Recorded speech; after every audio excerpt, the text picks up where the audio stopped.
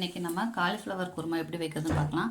அதுக்கு நான் ஒரு காலிஃப்ளவர் எடுத்து இந்த மாதிரி சுடு தண்ணி வச்சு அதில் மஞ்சப்பொடி உப்பு போட்டு கொதிக்க வச்சு அதில் காலிஃப்ளவரை இந்த மாதிரி கட் பண்ணி போட்டு வச்சுருக்கேன். இதுக்கு ஒரு 10 மினிட்ஸ் ஊற வச்சுருக்கேன்.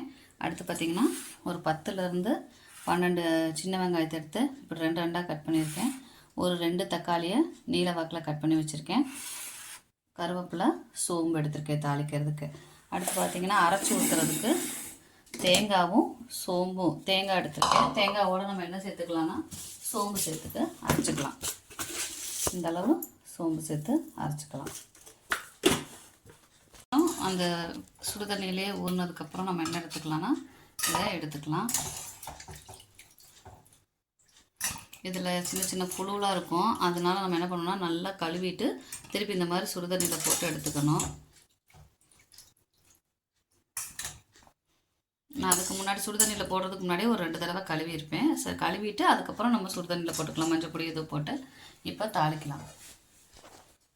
எண்ணெய் காஞ்சிருச்சு. நம்ம கடுகு உளுந்தம்பருப்பு போட்டுக்கலாம். கடுகு உளுந்தம்பருப்பு பொரிஞ்சதும் சோம்பு சேர்த்துக்கலாம். சோம்பு கடுகு வெடிக்கிறப்ப வதக்கி வச்சுருக்க சின்ன வெங்காயத்தை சேர்த்துக்கலாம். கருவேப்பிலையும் சேர்த்துக்கலாம். இப்போ இது நல்லா கண்ணாடி பதம் வர்ற வரைக்கும் வணக்கிக்கலாம். கண்ணாடி பதம் வந்துடுச்சு. இப்போ தக்காளியை சேர்த்துக்கலாம். இப்போ தக்காளி வணங்கிடுச்சு. நம்ம தேவையான இஞ்சி பூண்டு பேஸ்ட்டு போட்டுக்கலாம். இஞ்சி பூண்டு பேஸ்ட்டு வந்து ஒரு 1/2 ஸ்பூன் சேர்த்துக்கலாம். 1/2 ஸ்பூன் இஞ்சி பூண்டு சேர்த்து அந்த பச்சை வாசனை போகிற வரைக்கும் நம்ம அதை மிக்ஸ் பண்ணி விட்டுக்கலாம்.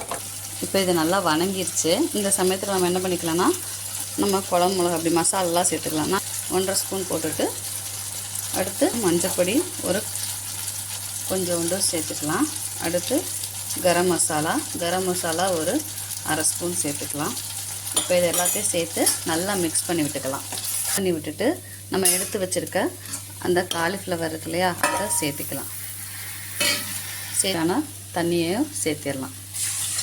இப்போ குழம்புக்கு தேவையான உப்பையும் போட்டு மிக்ஸ் பண்ணி விட்டு இப்போ இது வேகட்டும். 3 மினிட்ஸ் கழிச்சு எடுத்து பார்த்தோன்னா நல்லா கொதிக்குது. ஸோ இந்த சமயத்தில் அரைச்சி வச்சுருக்க தேங்காவும் சோம்பு சேர்த்து அரைச்சிருக்கோம் இல்லையா அதை சேர்த்திட்டு நல்லா தண்ணி மிக்ஸ் பண்ணி அதை ஊற்றிக்கலாம்.